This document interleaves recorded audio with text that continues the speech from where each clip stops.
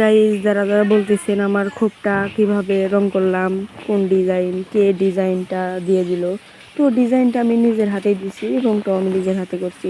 তো এই রংটা করতে মিনিমাম আমাদের 500 থেকে 600 টাকা লাগছে। তো ডিজাইনটা আমি দিছি, দেখেন সাইড দিয়ে সাদা দিছি।